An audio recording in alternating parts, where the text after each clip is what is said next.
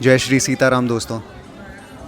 एक ऐसी देवी जिनमें माता सरस्वती, माता लक्ष्मी, माता पार्वती तीनों का वास है। 10 महाविद्याओं में से उनका एक स्थान है। इनका ये जो स्थल है, जागृत स्थल है, बहुत ही शक्तिशाली स्थल है। दूर दूर से भक्त यहाँ पे आते हैं, उपस्थित होते हैं, एकत्रित होते हैं और माता का आशीर्वाद प्राप्त करते हैं, माता की ऊर्जा को अपने में समाते हैं और पूरा ये माहौल उनके जयकारे से गूंजता है। मैं आपको लेके आ गया हूँ उनके स्थल पे। माता तारा का यह शक्तिपीठ पश्चिम बंगाल में जगह तारापीठ में उपस्थित है। दोस्तों, जब आप तारापीठ के दर्शन करने के लिए यहाँ पे आएंगे तो आपको सबसे पहले दर्शन होंगे इस भव्य सुंदर द्वार के, जो मार्ग के ऊपर स्थित है। दिखने में ये द्वार बिल्कुल आपको माता की छवि की याद दिलाता है, आपको बताता है आप यहाँ पे किस देवी के दर्शन करने आए हैं। और इसके एक स्तंभ पे अगर आप देखेंगे तो बामा खेपा जी की मूर्ति है, छवि है और बहुत ही सुंदर लगता है ये द्वार। दूसरे स्तंभ पे भी यहाँ पे बामा खेपा जी की तस्वीर है और ये है माता की मूर्ति। बहुत ही सुंदर है ये द्वार। तो ये रास्ता सीधा जाता है माँ तारा के मंदिर पे। मंदिर पड़ता है बाएं तरफ, यानी लेफ़्ट हैंड साइड पे। लेकिन हम यहाँ पे इसलिए रुके हुए हैं क्योंकि राइट साइड पे, मतलब कि दाहिने तरफ अगर आप देखेंगे तो ये एक छोटा सा एक रास्ता जो है, ये रास्ता जाता है शमशान की तरफ। जय हो, जय हो, जय जय। तो जैसा मैं कह रहा था कि ये जो रास्ता है ये जाता है एक अद्भुत जगह की ओर। ये है वो शमशान का प्रांगण।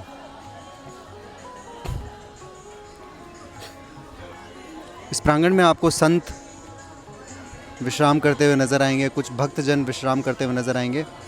इस प्रांगण के सीधे हाथ पे, यानी कि राइट साइड पे, आपको ये मंदिर दिखता है। अब मैं आपको बताता हूँ यहाँ मंदिर में, इस मंदिर में क्या है।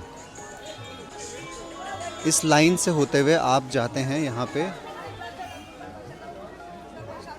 इस छोटे लेकिन बहुत ही महत्वपूर्ण मंदिर पे, जहाँ पे माता के 2 पग हैं, पत हैं, चरण है माता के। इन चरण को आप जब छूते हैं, स्पर्श करते हैं, तो आपको माता के चरण छूने का अद्भुत अनुभव प्राप्त होता है, सौभाग्य मिलता है। देखिए यहाँ पे आपको भक्त कमल का पुष्प हाथ में लिए हुए खड़े मिल जाएंगे। कमल का पुष्प बहुत ही माता को प्रिय होता है, इसीलिए लोग कमल का पुष्प चढ़ाते हैं। और बगल में ही ये एक और ज्योति केंद्र है। यहाँ पे लोग ज्योति समर्पित करते हैं मोमबत्ती जला के। और यहाँ से जब आप थोड़ा सा और भीतर की तरफ सीधे हाथ पे जाते हैं तो आपको संत बामा खेपा जी की प्रतिमा दिखती है। प्रांगण के बीचों बीच ये एक जगह है जहाँ पे आपको अभी एक पुजारी भी बैठे हुए दिख रहे हैं।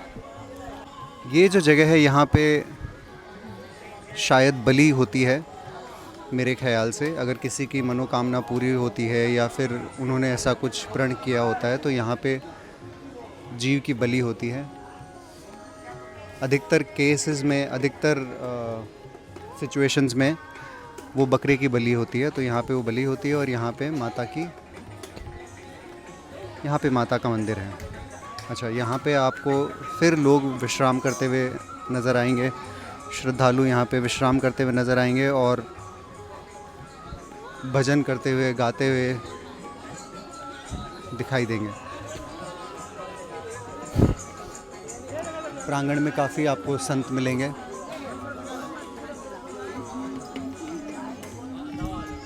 और ये इस तरफ जब आप और भीतर जाते हैं तो यहाँ उल्टे हाथ की तरफ, यानी बाईं ओर, आपको एक भवन दिखता है जहाँ पे प्रसाद का वितरण होता है। यहाँ पे माता के प्रसाद का वितरण होता है।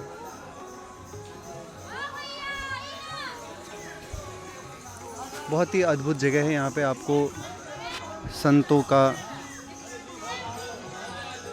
जमावड़ा दिखेगा।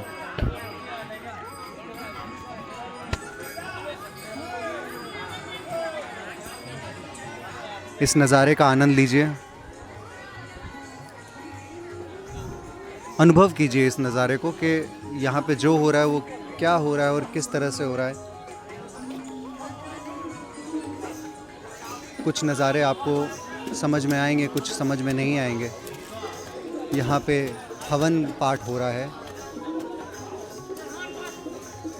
कुछ भक्तजनों के लिए पंडित जी पाठ कर रहे हैं। किसी की मनोकामना है तो वो पूर्ण हो रही है, या कोई प्रण ले रहा है, पूजा कर रहा है तो वो पूर्ण हो रहा है। तो ये है यहाँ का नज़ारा। जब आप इस जगह से थोड़ा पास आते तो देखिए यहाँ पे गायन हो रहा है।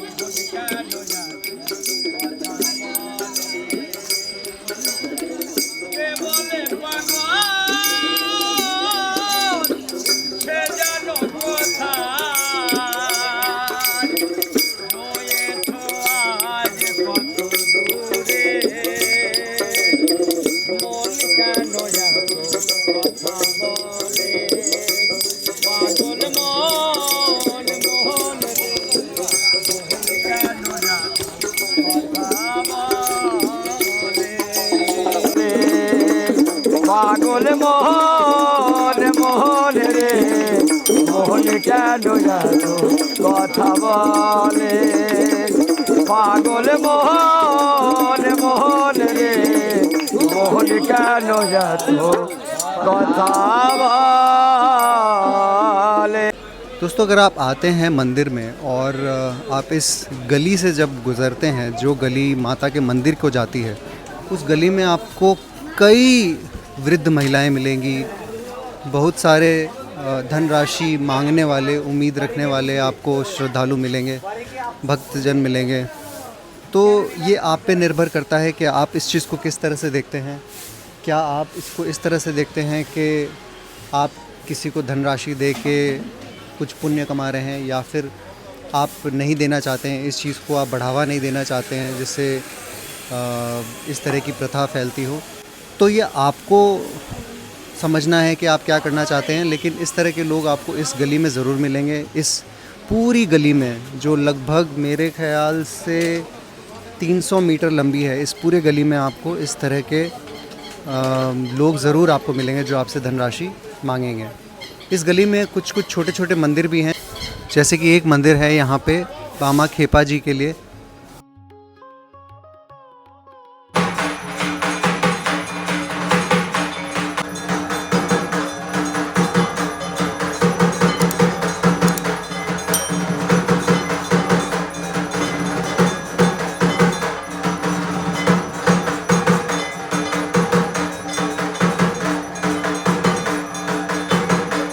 दोस्तों, ये गली जो है, यहाँ पे आपको दोनों तरफ दुकानें मिल जाएंगी, हर तरह की खाने पीने की, पूजा की दुकानें।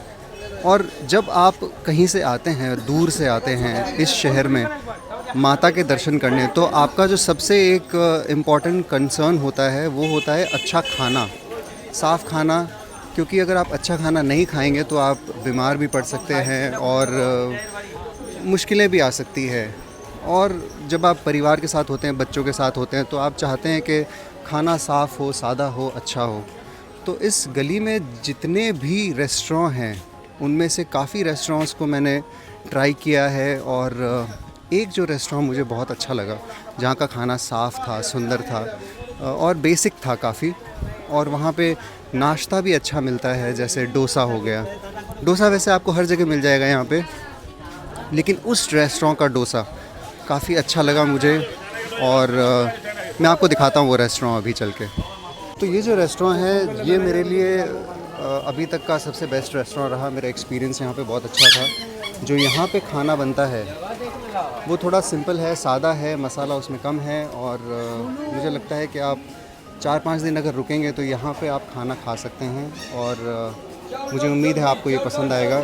इस रेस्टोरेंट ने मुझे कुछ इंस्ट्रक्शंस नहीं दिए हैं या स्पॉन्सरशिप नहीं दी है, ये कोई प्रमोटेड मैसेज नहीं है। बस मुझे लगा कि जब आप एक भक्त के रूप में आते हैं ऐसे स्थल पे जहाँ पे आपको अच्छा खाना भी चाहिए और परिवार के साथ भी आते हैं, तो मुझे लगा कि ये जानकारी भी एक अच्छी जानकारी होगी जहाँ पे आपको एक जगह पता है कि यहाँ पे और भी किसी ने ट्राई किया है और उसे भी खाना अच्छा लगा।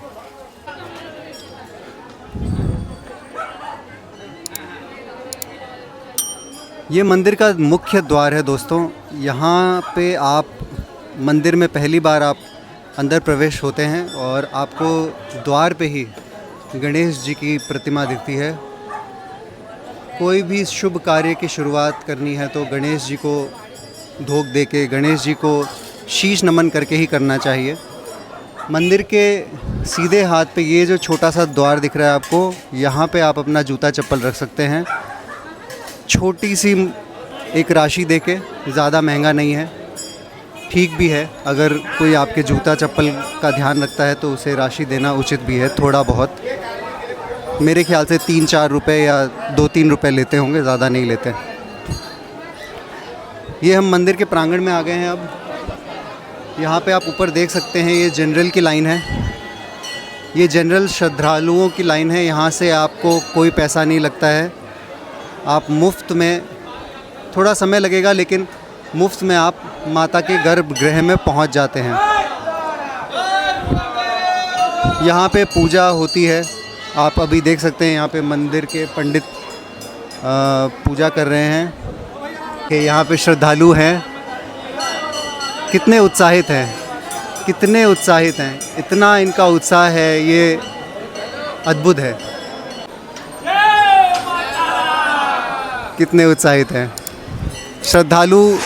यहाँ पे सीधा माता के दर्शन के लिए जाते हैं। ये जो स्थान है यहाँ पे बलि प्रथा चलती है, तो ये स्थान है जहाँ पे बलि होती है। यहाँ से हम बाहर आते हैं, वापस मंदिर की ओर जाते हैं। अब मैं आपको यहाँ पे लेके चलता हूँ। इस मंदिर के प्रांगण से होते हुए जब हम अंदर की ओर आते हैं तो आपको यहाँ पे 2 छोटे छोटे मंदिर दिखते हैं। पहला ये मंदिर है और दूसरा ये मंदिर है। तो आपको यहाँ पे कुछ कंस्ट्रक्शन हो रहा है, यहाँ पे कुछ बनेगा। खैर, जब ये बनेगा तब बनेगा, लेकिन यहाँ पे मैं आपको दिखाना चाहता हूँ मंदिर के ऊपर ये जो शिव जी की जो मूर्ति है ना, बहुत ही खूबसूरत है। तांडव करते हुए जो इनका ये रूप है, मुझे बहुत प्यारा लगता है। बहुत ही सुंदर ये स्थापित मूर्ति है। अच्छा, इस मंदिर में जब आप आते हैं तो आपको सबसे पहले द्वार में जो मूर्ति दिखती है वो गणेश जी की।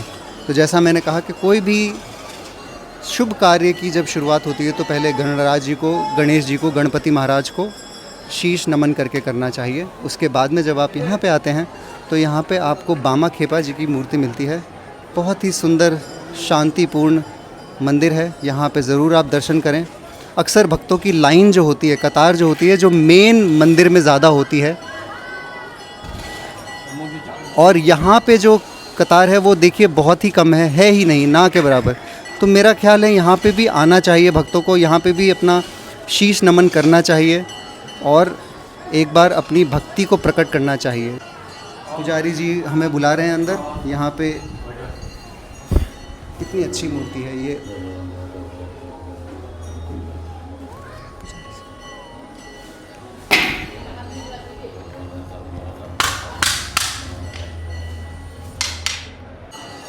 तो ये हम यहाँ से चलते हैं दूसरे मंदिर की ओर। दूसरे मंदिर में आपको क्या दिखता है, क्या अनुभव होता है, उसके लिए बने रहिए मेरे साथ। ये हम दूसरे मंदिर में आ गए हैं। दूसरे मंदिर में जब आप घुसते हैं तो यहाँ पे शिव जी का मंदिर है, शिवलिंग है। और शिवलिंग के आगे माता तारा की छोटी मूर्ति है और उनके 2 पग हैं। अंदर जा सकते हैं, लेकिन हम मोबाइल लेके नहीं जाएंगे क्योंकि कोई हमें टोक सकते हैं, तो हम यहाँ से हट जाते हैं। मोबाइल नहीं ले जाना चाहिए और व्लॉग नहीं करना चाहिए अक्सर मंदिर में। अगर ख़ास करके अगर मंदिर में भीड़ है तो व्लॉग तो नहीं करना चाहिए। अच्छा, ये जो आप द्वार देख रहे हैं, ये जो आप जितनी भी सलाखें देख रहे हैं,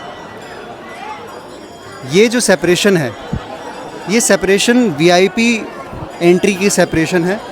और वीआईपी एंट्री जो शुरुआत होती है वो यहाँ से होती है, इस द्वार से। यहाँ पे जो ये आपको लोग खड़े हुए दिखाई दे रहे हैं, ये जो देवी खड़ी हैं, यहाँ से आप प्रविष्ट होते हैं इस द्वार में। ये जब आप प्रविष्ट होते हैं तो आगे जाके फिर आपको वीआईपी के लिए टिकट मिलता है। वीआईपी का टिकट लेके आप इसमें प्रविष्ट हों इस लाइन में, और या फिर अगर आपके साथ कोई पंडित जी हैं तो वो आपके लिए टिकट ले सकते हैं और वो आपको अंदर प्रविष्ट करवा सकते हैं। वीआईपी काउंटर के द्वारा जब दर्शन किया तो यहाँ पे बीच में मोबाइल को जमा करना था और फिर ही दर्शन के सौभाग्य प्राप्त हुए। तो मोबाइल यहाँ पे अच्छी तरीके से रखते हैं, कोई घूमने का अवसर नहीं है, कोई और ले जाए ऐसा पॉसिबल नहीं है, क्योंकि वो नेम टैग, नंबर टैग लगा के उसको सुरक्षित रखते हैं, एक मोबाइल को समूह में रखते हैं। तो जब आप दर्शन करके वापस आते हैं तो आप यहाँ से अपना मोबाइल वापस प्राप्त कर सकते हैं। माता के गर्भगृह में जाने के बाद में या उससे पहले अगर आपको ध्यान करना है, या फिर आपको सिर्फ विश्राम करना है, या फिर सिर्फ माता के होने का एहसास करना है, तो आप इस हॉल में आ सकते हैं। इस हॉल में आपको शरणार्थी भक्तजन विश्राम करते हुए मिलेंगे।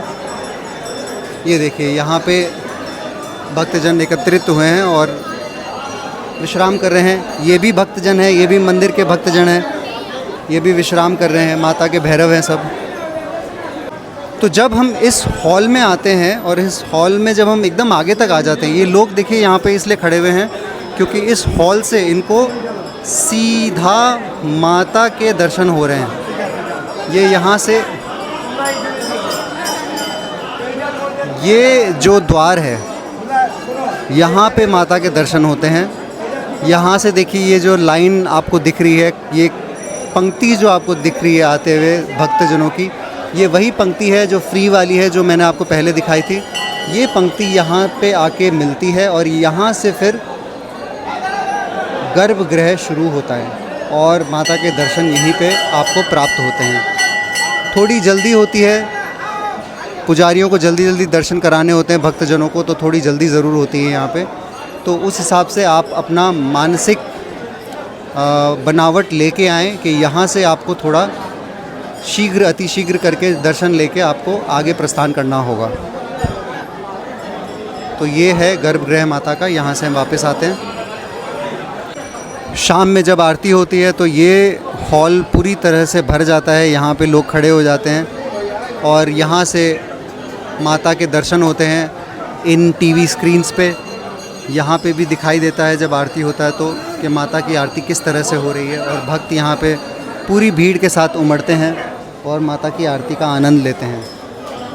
मैं आपको एक और जगह दिखाना चाहूँगा मंदिर के प्रांगण में, जहाँ पे कुछ दुकानें हैं मंदिर के अंदर ही, जहाँ से आप पूजा की सामग्री प्राप्त कर सकते हैं। यहाँ पे हैं पूजा की दुकानें और यहाँ पे दोनों तरफ दुकानें हैं और पंडित जी बैठे हुए हैं। आपको अगर किसी भी दुकान में जाना है, पूजा की सामग्री लेनी है और पंडित जी को आपको संपर्क करना है ताकि वो आपकी पूजा करवा सकें, जल्दी करवा सकें, तो आप यहाँ पे किसी भी एक दुकान में आके आप किसी भी पंडित जी से जिन्होंने केसरी चोगा पहना हो या फिर लाल कुर्ता पहना हो, आप उनसे संपर्क कर सकते हैं और अपनी पूजा करवा सकते हैं।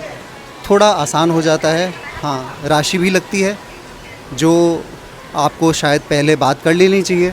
किसी भी पंडित से संपर्क करने के समय ही, उसी समय आपको पहले से ही बात कर लेनी चाहिए कि कितनी राशि होगी, कितनी दक्षिणा होगी।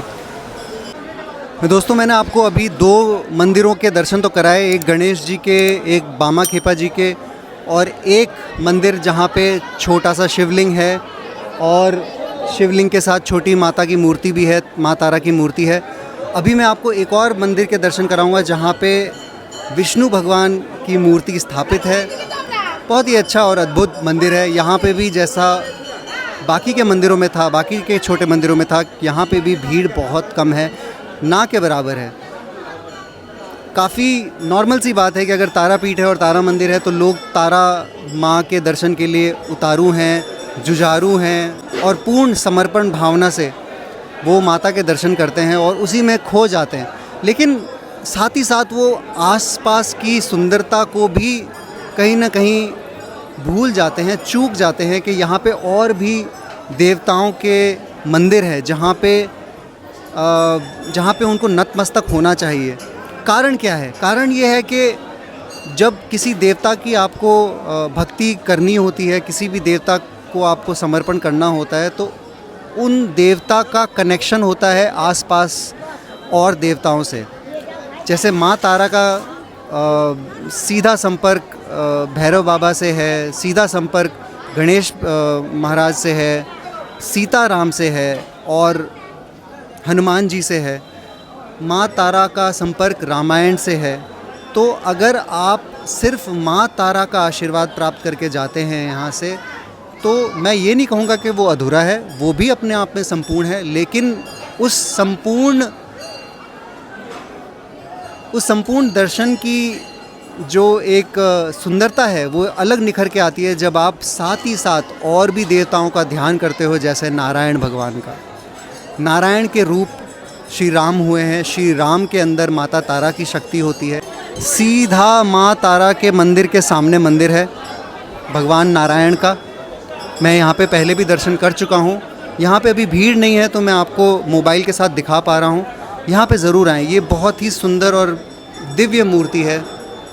इस मूर्ति को देखते ही नमन करने का मन करता है और आपका दिल भक्ति से भर जाता है। भगवान नारायण, माता लक्ष्मी को नमन करके आप सीताराम को याद करें, रामायण को याद करें, आपका हृदय भर जाएगा भक्ति से। तो अब इस मंदिर से हम बाहर निकल रहे हैं और मैं आपको दिखा रहा हूँ कि ये जो मंदिरों का समूह है, मेरे पीछे आप देख रहे हैं नारायण मंदिर है। यहाँ से ये पीछे में गणेश जी का छोटा मंदिर है और बामा खेपा जी का छोटा मंदिर है। और अब ये मेरे पीछे शिवलिंग है और साथ ही साथ छोटा एक मूर्ति स्थापित है, छोटी मूर्ति माँ तारा की स्थापित है इस मंदिर में। और फिर और अगर हम थोड़े घूम जाएं तो यहाँ पे ये मेन जो मुख्य गर्भगृह है वो ये है। तो ये बहुत ही छोटा मंदिर है तारापीठ। अगर आप दूसरे मंदिरों को देखें इतना बड़ा भी नहीं है और इस छोटे से मंदिर में चहल पहल खूब है।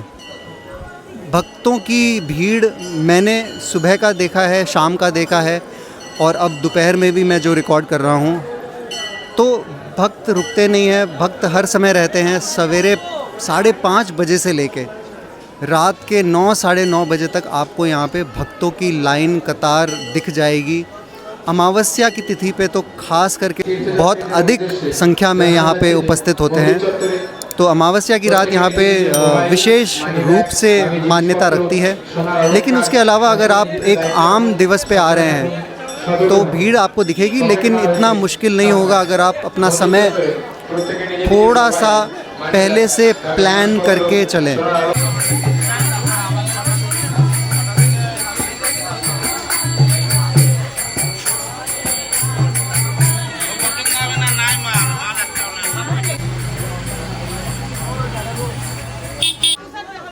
इस शक्ति स्थल पे जब आप आते हैं तो आपको कुछ बातों का ध्यान रखना चाहिए जिससे आपकी यात्रा थोड़ी आसान हो जाती है। जैसे आपको छाता लेके आना चाहिए, अपने साथ खुदरे राशि ज़रूर लेके आएँ, खुदरा राशि ज़रूर लेके आएँ। जैसे 10 का नोट हो गया, 5 के सिक्के हो गए, वो देने के काम आते हैं। अगर आपको देना पड़े, दान करना पड़े, तो 5 के सिक्के, 10 के सिक्के बहुत काम आते हैं, या 10 का नोट हो आपके पास। यहाँ पे शुद्ध शाकाहारी भोजनालय मिलना मुश्किल है, तो यहाँ पे आप जहाँ पे भी जाएंगे वहाँ पे मांसाहारी मिल रहा है आहार, और उसी जगह पे शाकाहारी भी बन रहा है, वहीं पे मांसाहारी भी बन रहा है। हाँ, आपको शाकाहारी आहार ज़रूर मिल जाएगा, जैसे चावल की थाली मिल जाएगी, और वो चावल की थाली कुछ ऐसी सी होती है जो बहुत ही एक सादा खाना होता है, चावल होता है, दाल होती है, सब्ज़ी होती है और पापड़ होता है। तो मतलब वो बेसिक खाना है, आपके लिए वो जमेगा। लेकिन अगर आप शुद्ध शाकाहारी भोजनालय पसंद करते हैं तो शायद यहाँ पे आना आपके लिए थोड़ा सा मुश्किल हो जाए, और या फिर आपको सिर्फ फलों के ऊपर निर्वाह करना पड़े। रहने के लिए आपको ये बात यहाँ पे ध्यान रखनी पड़ेगी कि जितने भी यहाँ पे होटल हैं आस-पास में, स्पेशली जो मंदिर के आसपास के होटल्स हैं, मोस्ट ऑफ़ द होटल्स, मैं सबका नहीं कह सकता क्योंकि मैंने ये एक रिसर्च नहीं किया है, लेकिन most of the hotels single person को रखने से मना करते हैं। मैं यहाँ पे अकेला आया था, तो मैं जितने भी होटल में पूछने गया, वहाँ पे जैसे ही उनको पता चला कि मैं सिंगल हूँ, उनका चेहरा सा बन जाता है। पता नहीं क्या है। जितनों से मैंने बात करी तो कुछ मेरे को ये समझ में आया कि जो अकेले भक्त होते हैं, यात्री होते हैं, वो थोड़े विचलित हो जाते हैं इस जगह पे आके। तो इसीलिए होटल मैनेजमेंट अकेले लोगों को नहीं रखते हैं कि मतलब मानसिक तौर पे वो कितने स्टेबल हैं या नहीं हैं। तो इसीलिए वो अकेले लोगों को नहीं रखते हैं, परिवारजनों को ही रखते हैं। परिवार या एक या दो हों तो एक हो तो दिक्कत है, दो या दो से ज़्यादा हों तो उनको कोई परेशानी नहीं होती। तो अकेले यात्रियों को दिक्कत होती है, और इसी वजह से मैं आपको पहले से बता देता हूं कि ऑनलाइन बुकिंग करके आएँ, और अपने परिवारजनों का कॉन्टैक्ट नंबर आपको होटल वालों को देना पड़ जाएगा। ठीक है। पूजा के बारे में मैंने आपको बताया कि जिस गली में ये मंदिर स्थित है, उसी गली में दोनों तरफ दुकानें हैं। उन दुकानों में ही पंडित जी बैठे रहते हैं। हर दुकान में जो पंडित होते हैं वही आपको लेके जाते हैं। आप जाने से पहले ही बात कर लें, जल्दबाजी ना करें, आराम से बात करके आप कोई चीज़ करें कि कितना पैसा लगेगा, जो पूजा सामग्री वो साथ में लेके जा रहे हैं वो कितने की लेके जा रहे हैं। और अक्सर पंडित बोलेंगे या बातचीत में बोलेंगे कि 3100 का लगेगा, पूजा होगा। तो वो 3100 में कई बार वो कहते हैं कि सिर्फ पूजा सामग्री ही आई, दक्षिणा और ऊपर से दीजिए। तो वो सब आप बात पहले से कर लें, क्योंकि जागृत स्थल है, मैं उनको दोष नहीं दूंगा। जागृत स्थल है, यहाँ पे बहुत क्षेत्रों से यहाँ पे लोग आते हैं और बहुत भीड़ में आते हैं लोग। तो उनके ही वजह से यहाँ पे जो जितनी भी अर्थव्यवस्था है वो चलती है, दुकानें चलती हैं, घर बार चलते हैं। तो भक्तजनों से ही जब दुकानें चलती हैं, जब कई घर परिवार उन पे निर्भर होते हैं, तो कहीं ना कहीं एक व्यापारिक जो व्यवस्था बनती है, तो उसमें कहीं ना कहीं वो व्यापारिक व्यवस्था प्राथमिकता लेने लग जाती है और भक्ति कहीं ना कहीं थोड़ी सी पीछे हट जाती है। तो उसमें कोई बुराई नहीं है, मतलब बुराई इसलिए नहीं है क्योंकि ये कलयुग है, तो ये एक्सपेक्ट करके आप आइए कि ये तो होगा ही। इसीलिए आप पहले से ही बात कर लीजिए, पहले से ही चीज़ों को साफ़ कर लीजिए। बात करने से वो भी आपको समझ जाएंगे, वो भी आपको जान जाएंगे, आप भी उनको समझ जाएंगे। उनको भी पता चल जाएगा कि भाई आपकी ऑरा क्या है, आपकी एनर्जी क्या है, आप किस तरह के भक्त हैं, तो वो उस हिसाब से ही बात करेंगे आपसे। ठीक है। और जब आप यहाँ पे आते हैं तो किसी भी तरह की यहाँ पे शान, सहूलियत या फिर ऐश्वर्य को यहाँ पे एक्सपेक्ट नहीं करना चाहिए, क्योंकि ये एक जागृत स्थल है। जागृत स्थलों में व्यवस्था अपने आप ही बनती है और कई बार गवर्नमेंट का इतना हस्तक्षेप नहीं होता है, और जितना होता है वो लिमिटेड होता है। तो ये मतलब ये कोई डेकोरेटेड म्यूज़ियम नहीं है या फिर कोई सेलिब्रेटेड 5 स्टार होटल या रिट्रीट नहीं है। ये एक ऐसा स्थल है, ये एक ऐसा स्थल है जहाँ पे आप आते हैं तो आप भक्ति के उद्देश्य से आते हैं, आध्यात्मिक उद्देश्य से आते हैं। तो ये ना एक्सपेक्ट करें कि यहाँ पे आपको हर तरह की सुविधा मिलेगी, एक तरह का लेवल ऑफ स्टैंडर्ड मिलेगा। थोड़ा सा अपने आप को नीचे करके आएँ, थोड़ा सा अपने ईगो को नीचे करके आएँ, थोड़ा सा अपनी एक्सपेक्टेशंस को लो करके आएँ तो बेटर रहेगा। यहाँ पे जितने भी भक्त आते हैं, अधिकतर लोग आसपास के गाँव से आते हैं, आसपास के शहरों से आते हैं। और इस रीजन में आपको पता है, हम सब जानते हैं, पूरा देश जानता है कि ईस्ट में, ईस्टर्न रीजन में माता का कितना भव्य माहौल है, माता का कितनी मान्यता है। तो इसीलिए ईस्टर्न रेंज के, ईस्टर्न रीजन के लोग यहाँ पे ज़्यादा आते हैं, बहुत ज़्यादा आते हैं। और आपको उसी तरह के लोग दिखेंगे, उसी तरह की भाषाएं दिखेगी, उसी तरह का भोज दिखेगा, उसी तरह का माहौल दिखेगा। तो वो कहीं ना कहीं आपको एक इस कल्चर के बारे में सिखाता भी है। तो वो एक आपको ओपन माइंड रख के आना चाहिए, वो एक आपको एक्सेप्टेंस पहले से बना के आना चाहिए कि ये एक अलग सी दुनिया होने वाली है, ठीक है। और जब आप मंदिर के दर्शन करते हैं तो मंदिर की जो व्यवस्था है, वहाँ का जो तौर तरीका है, रूल्स और रेगुलेशंस हैं, वो जैसी भी हैं, आपकी एक राय हो सकती है, आपका एक मत हो सकता है, लेकिन वो जैसी भी हैं वो काम कर रही है, वो चल रही है और लोग उसे अपना रहे हैं। कितनी वो अच्छी हो सकती है या नहीं हो सकती है, उस पर डिबेट करने से क्या होगा।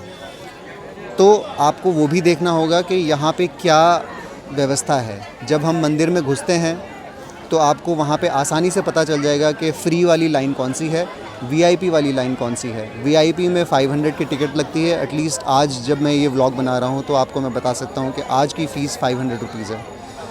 टाइम फ्री वाली में ज़्यादा लगेगा, वीआईपी में थोड़ा कम लगेगा, लेकिन आप पैसा भी दे रहे हैं।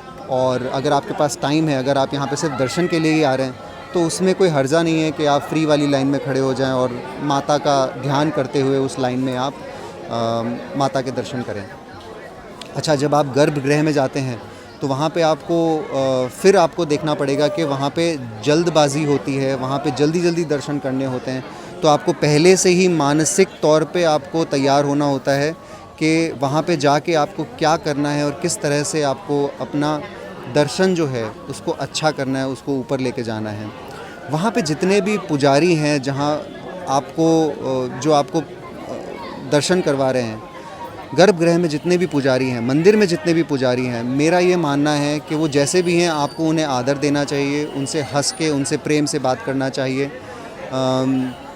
चाहे आपको अच्छा लगे, चाहे आपको अच्छा न लगे, फिर भी एक माता की शक्ति अगर आपके अंदर है, माता की भक्ति में अगर आप डूबे हुए हैं, तो आप किसी से क्रोध कैसे ही कर सकते हैं। तो जब आप मंदिर में जाएं तो आप प्रेम से जाएं, आप व्यवस्था समझें। और प्रेम का मतलब ये नहीं है कि जो सामने वाला बोल रहा है वो करवाते रहें, वो करते रहें। आपको दिख रहा है कि सामने वाला मतलब अच्छा नहीं कर रहा है या फिर वो आपका कुछ फ़ायदा उठा रहा है, तो प्रेम का मतलब ये नहीं कि पूरे बह जाएं। प्रेम का मतलब ये है कि आप व्यवहार अच्छा करें, शांति से बात करें, लेकिन अपने बात को अच्छी तरह से रखें कि ये आपका मत है, ये आपकी विचार है और इसी तरह से आप करेंगे। लेकिन किसी से गुस्सा ना करें, किसी से अपनी ईगो में बात ना करें। अगर कोई कहता है कि यहाँ पे फ़ोन अलाउड नहीं है तो उसका पालन करें। अगर कोई कहता है कि यहाँ नहीं बैठना है, उसका पालन करें। अगर कोई कहता है कि जल्दी जल्दी दर्शन करके आगे बढ़िए, तो कोशिश कीजिए आप आगे बढ़ जाएं, क्योंकि माँ की जो शक्ति है, माँ की जो एनर्जी है, वो इस पूरे क्षेत्र में है, बहुत ही विस्तार है। एक गर्भगृह में नहीं है सिर्फ केंद्रित, गर्भगृह से बाहर भी है। जब आप मंदिर में अपना पाँव रखते हैं, जब आप गली में चलते हैं, जब आप मंदिर के बगल में शमशान में बैठते हैं, अभी मैं ये वीडियो रिकॉर्ड जो कर रहा हूँ वो शमशान में ही कर रहा हूँ, तो मुझे यहाँ पे भी माता का ऑरा फील हो रहा है, मुझे यहाँ पे भी उनकी एनर्जी फील होती है सब चीज़ में। क्योंकि ये जो धरती है, इस धरती पे कई संत चल चुके हैं, इस धरती पे कई भक्त चल चुके हैं। तो डेफिनेटली निश्चित तौर पे यहाँ पे जो माता की एनर्जी है वो आपको अपने होटल रूम में भी आपको फील होगी। जिस होटल में आप रुकेंगे वो अगर 1 किलोमीटर दूर भी है मंदिर से, तो भी आपको रात में वो एनर्जी फील होगी, आपको लगेगा कि आप कहीं आ गए हैं। तो जागृत क्षेत्रों का यही अपना एक अद्भुत अनुभव होता है। और इसीलिए गर्भगृह में आप थोड़ा जल्दी अपना दर्शन कर लें। मिठाई आपको जहाँ से लेनी है आप ले सकते हैं। जनरली यहाँ की मिठाई बंगाली मिठाई की तरह निर्मित होती है और बहुत अच्छी मिठाइयाँ होती हैं।